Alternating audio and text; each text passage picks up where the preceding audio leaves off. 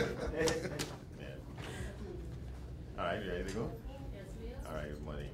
Let me just say at the start that our ASP actually, I'm told, is not in the best of well, best of health might be putting it too strongly, but she had a situation where she needed to go to the doctor today, so she's not here. In her stead then is Ms. Madeleine Ayong, who is the manager of public affairs unit in the police service.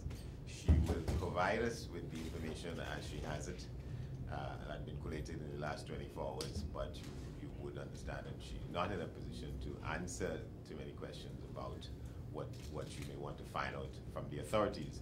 But to the extent that he can do that, Captain Alexander from the Defense Force will try and fill that gap. Before we start, I could also tell you that some of the critical questions that were raised yesterday, particularly the one about whether or not there is a drug link established now between Jamaica and Trinidad and Tobago, and the other question about whether or not there is a review of the arrests of persons on gang-related charges having to do with the intervention of the DPP. Both those questions have been sent up higher for analysis and response, and I can tell you that we will have some comprehensive responses to those early next week. And therefore, so without further ado, let me ask Ms. Ayong to present the information as she has it. Information has been collated over the last 24 hours, and then we'll hear from Captain Alexander, following which we'll take your questions. Thank you.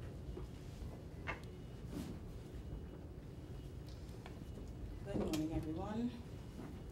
Around 7 a.m. on Saturday, 17 September 2011, police officers of the Organized Crime, Narcotics and Firearm Bureau, while on duty at the Piako Airport, observed a passenger, Anthony Okoria, a Nigerian national who lives in Manchester, England, about to board a flight to London. He was acting suspiciously, and after being interviewed, was taken to the Eric Williams Medical Sciences Complex, where he was examined. Medical personnel observed foreign objects in his stomach. He was detained at Ward 6 of the institution under police guard and later excreted 47 pellets of cocaine, which weighed 860.9 grams. The narcotic has an estimated street value of $344,000. He was formally charged by officers from the OCNFB and is due to appear before an Arima magistrate today.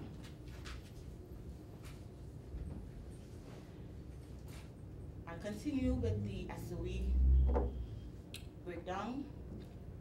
During the past 24 hours, between 8 a.m. on September 22nd, 2011 to 8 a.m. on September 23rd, 2011, total arrested persons, 92, gang-related, 0, homicides, 2, drug offenses, 20, breach of curfew, 0, firearm-related, 0, other offenses, 2, serious offenses, 10, outstanding warrants, 23, inquiries, 34, traffic offenses, 1, firearm and ammunition, 1 firearm, and 3 12-gauge cartridges were retrieved. Summary for August 21st to September 23rd, 2011. Total arrested 2,896, gang-related 449, drug offenses 574, other offenses 40, serious offenses 639, homicide investigation 56, breach of curfew 145, inquiries 276, traffic offenses 606, ammunition 12,303 plus 28 magazines, firearms seized 105, outstanding warrants 717. Thank you. This is the information that I have to present to you today.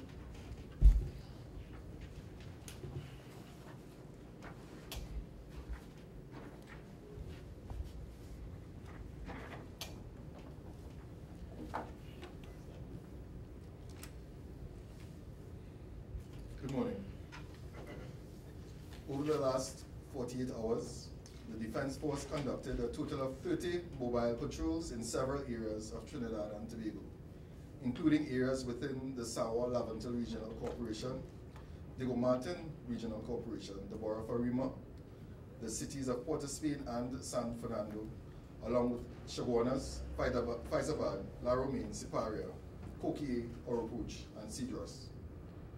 These were supported by 22 maritime and 2 aerial patrols in and around the coastline of Trinidad and Tobago. With regard to arrests and seizures over the same period, at approximately 4:45 p.m. on the 21st,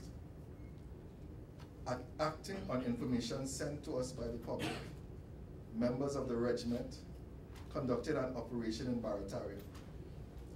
The following items were seized: a quantity of marijuana with an estimated street value of $100,000, 7 rounds of 5.56mm ammunition, and 1 military camouflage pants. These items were handed over to the police at the Barataria police station. 1 person was arrested in connection with this seizure. And on the 22nd of September, a patrol in the vicinity of Lady Chancellor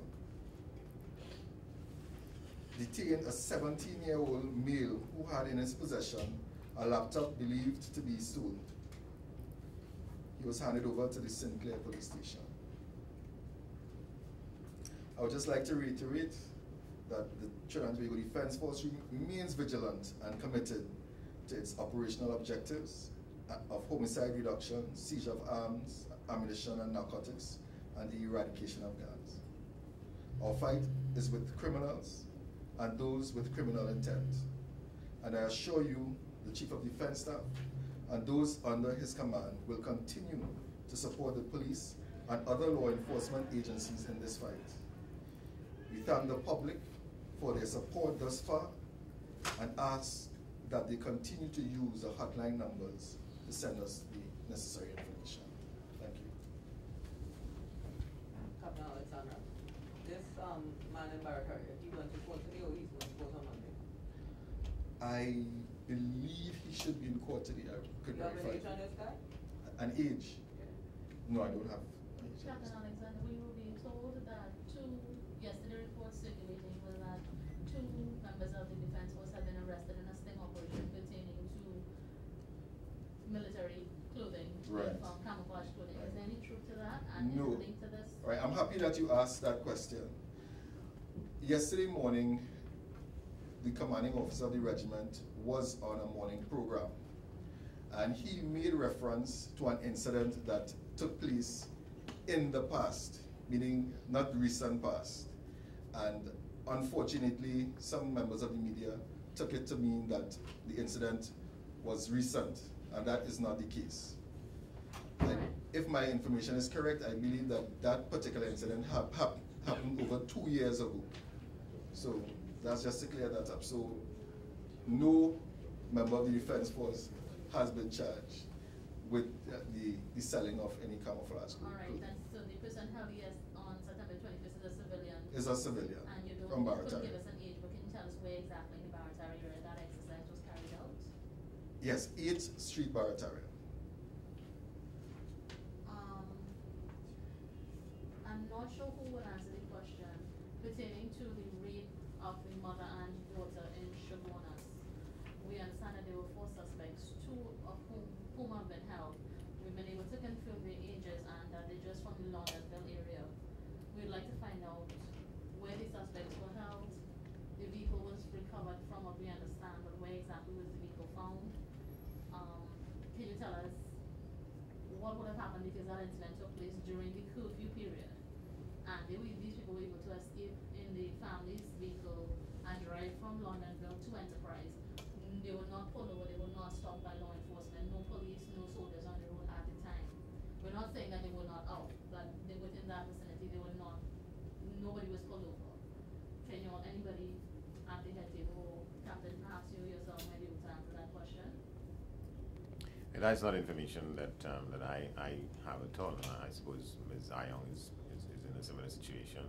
I don't know. We normally have the patrols in all these areas, but we didn't pick that up. No, the thing is that incident took place at 2:30 in the morning. I'm not sure in terms of how you all would have worked on the patrols, as well as where the suspects would have been picked up today, but you all don't have anything you were not told. No. No, we don't have that information. Not at this point.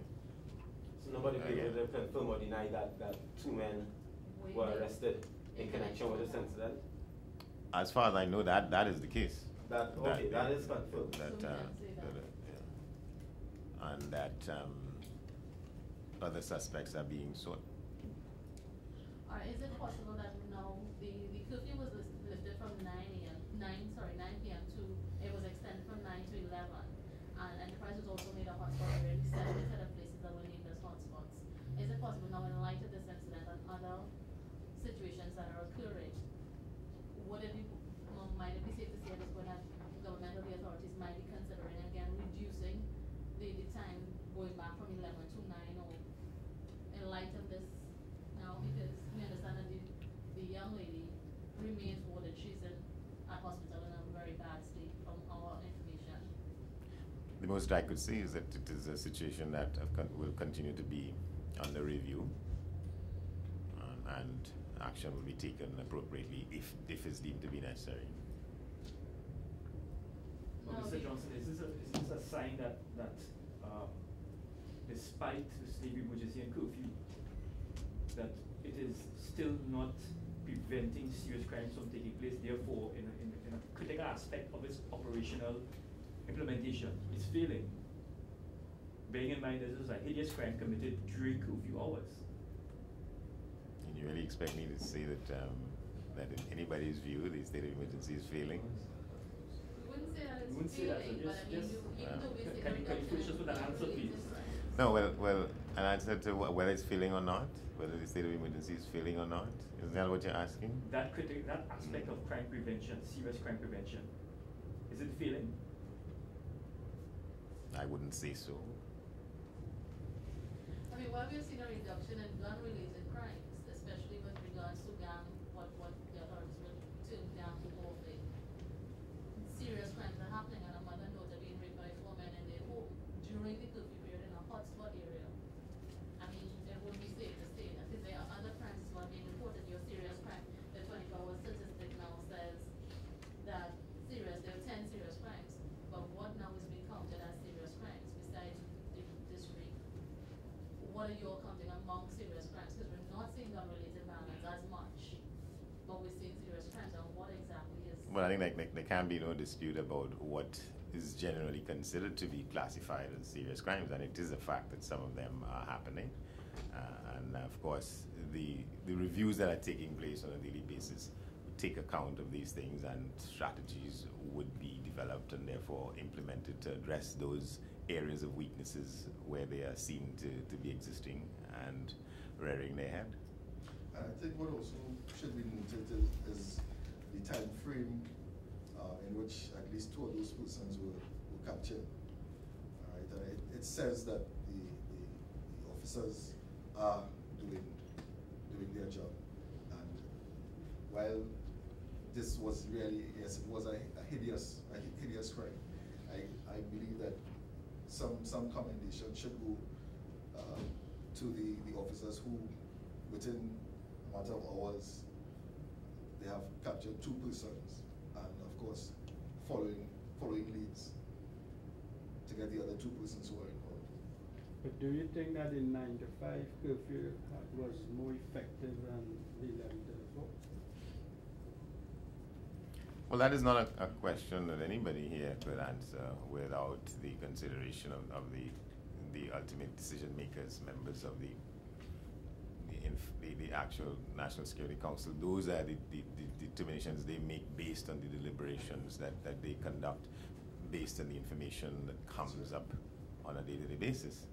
And of course, they're going, again, these things are constantly under review. Captain Alexander, you said that there have been patrols in Marima, Sawa, Lavender, for SB in San Fernando and different areas, right? But however, there doesn't seem to be a strong presence of any members of the regiment out anywhere. Yes, of course. Each patrol has at least 6 to 8 persons, and we go out every night. Each area has at least, well, I wouldn't want to go into operational detail.